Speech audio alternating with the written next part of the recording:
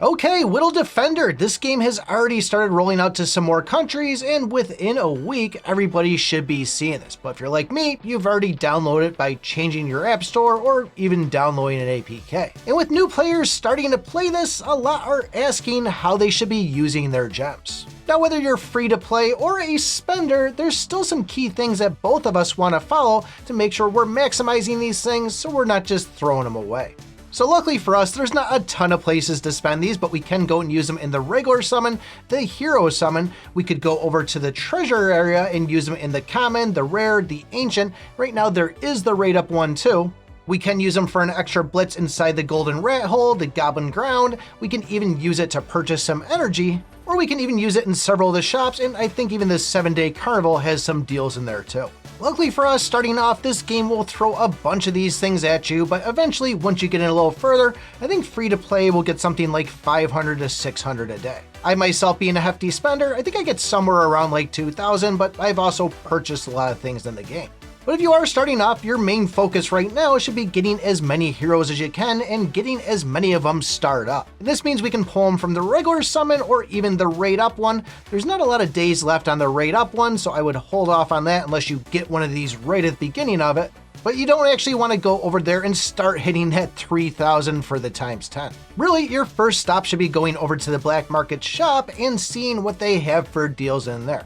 A lot of times, these regular scrolls are usually either sitting at 240, or even sometimes if you're lucky, you'll see them for 210 gems. If you aren't planning on spending any money, then maybe just that 210 one, wait till you see some of those. But I myself, I go and see those 240s, I'll pick them up anytime I see one. The other thing we want to keep our eye on is the Goddess Water, and these are going to be used to go and revive ourselves when one of our characters dies in any of the game modes. I would probably say though, hang on to it for the boss challenge. This is something you really want to push the limits on, and at first, these Goddess Waters can be a little bit hard to get. I think myself, I'm sitting on like 70 of these, so I can abuse them a little bit more and use it in a chapter if I'm hung up inside there.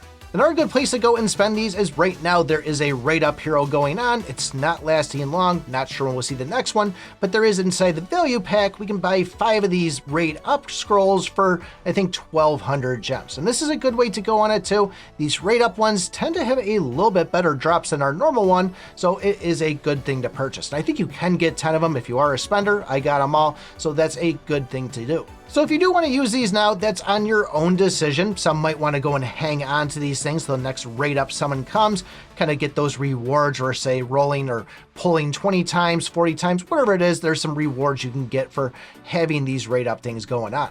I personally, if I was just starting off and I got some of these, I would be spinning these away, getting my hero start up, getting myself stronger so I could just advance further in the game. But this will be the first thing you're really going to want to try to focus on, and I would probably say do this until you get your heroes up to maybe about 5 or 6 stars. As far as getting energy with gems, I would stay away from that, and then even the golden rat hole and the goblin ground, I would say go and use those 20 gems to blitz at first, but keep an eye on this because after a couple of weeks of you playing, you're going to find you're not going to need that extra blitz, so it's just a simple way you could save 40 gems. Once you get far enough in the game where you unlock the treasures, I would say start pulling on this, but keep an eye on that black market shop. You can see the hammers in there. I think they're going to be kind of discounted like we see for those scrolls, and I would be picking up those pink ones when I saw them. I would say pull on this until you got both of the Seraph ones up to epic, and I would also try to do the same with the robot ones. Both of those, these are going to help out when going up against those bosses. To fill the last 2 slots, I also went for the Frostfang Coral and then the Toothpick one for the Ice Demon. Those won't be as big of a priority as the other ones, but still, that's just a good way to go if you are trying to push some chapters. If you do have a 7-day carnival event going on, you may be seeing things pop up inside there. I would say try to hold off on getting those unless you're behind on some points, or if a deal just looks incredibly good to you. I ended up getting every single one that I could in there because I was going and spending money on this, so it wasn't really too much of an issue, and they did seem like a better benefit than going and just hitting that summon at 3,000. If you are going to be using gems inside the treasure area, I'd say hit up the ancient one. Yes, it is a little bit more expensive, but the drop rates are a lot better than going and pulling on the epic one.